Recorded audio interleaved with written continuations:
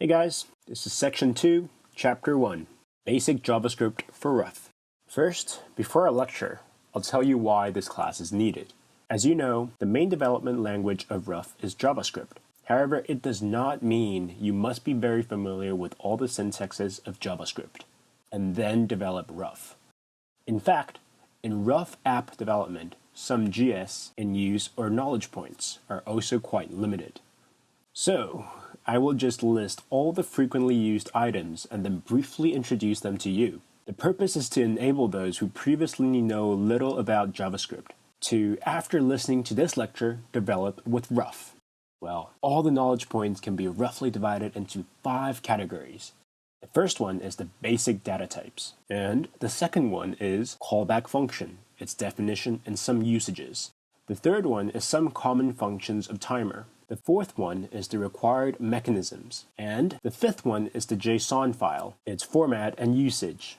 Next, let's go through each point. Firstly, JavaScript is a language with dynamic data types. So what does that mean? Let's look at an example on the right. Well, I've defined a variable temp. To start with, I copy it into such a string, hello. Next, I copy it again into a number, 1, 2, 3. Finally, I copy it into such a Boolean type true. They're all acceptable. That's to say, the same variable can be copied into data of different types.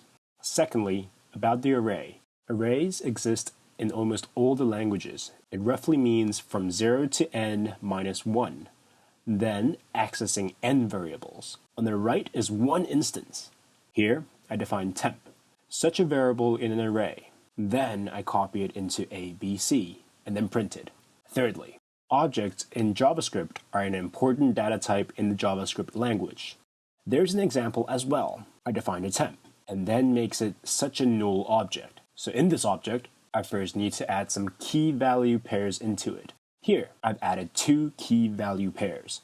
K is name, and its value. Key value pair K is H, and its value is 25. And I print it and see this. Next is about the callback function. Before we talk about this callback function, let me briefly tell you about synchronous operation and asynchronous operation. Since the callback function is unique to asynchronous operation, to start with, there's an example to show some differences between synchronous operation and asynchronous operation.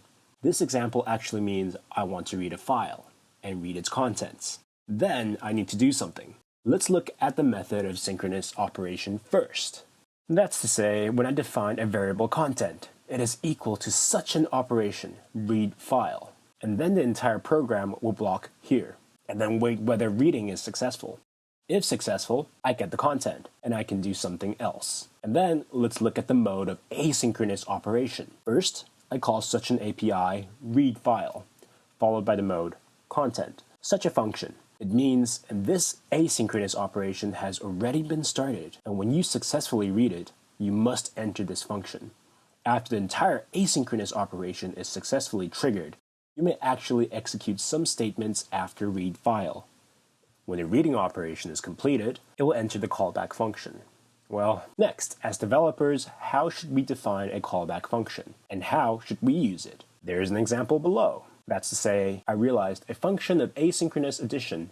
The third one is the common functions of timer. Since JavaScript is a language of asynchronous operation, in this language, it's impossible to use such a function like sleep or delay, as all the operations are asynchronous. When we need waiting or polling, which takes time, we need to use some timer functions. Let's focus on 2 common functions. One is the delay function, and the other one is cyclic function. The delay function is set time out, and the cyclic function is set interval. Both functions have almost identical parameters. 2 parameters. One is callback, the other is the time of delay, in a unit of millisecond. Look at a case of set time out first. Well, I'd like to achieve such an effect.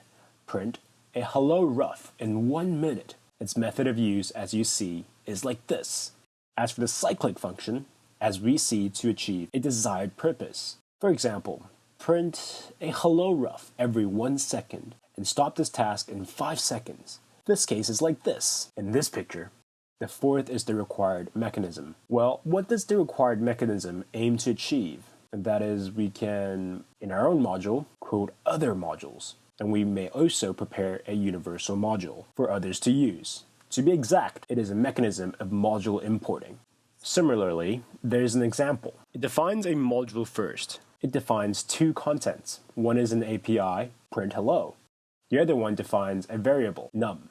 In this module, I expose both. The code below is a code to quote this module. It's such a case to require it. And then I directly call module.printhhello, a method to directly call this module. Then when I call module.num, I will directly quote the data. The last one is the JSON file. Well, in fact, the JSON file is a very important thing in JavaScript. It's mainly used to store information. It defines a file format. If you're familiar with XML, in fact, the effects of JSON file and XML are similar. For example, to store some information. However, compared with XML, its upsides may be more obvious, since it's smaller, faster, and quite easy to parse. Next, I define a JSON file and see how to use it. You may have a look.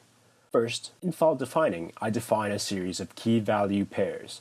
When it is used, I may click such a mode to gradually get its value. Alright, so that's all for this lesson. So please look forward to our upcoming classes on Ruff. Thank you very much. Ruff, make IoT easier.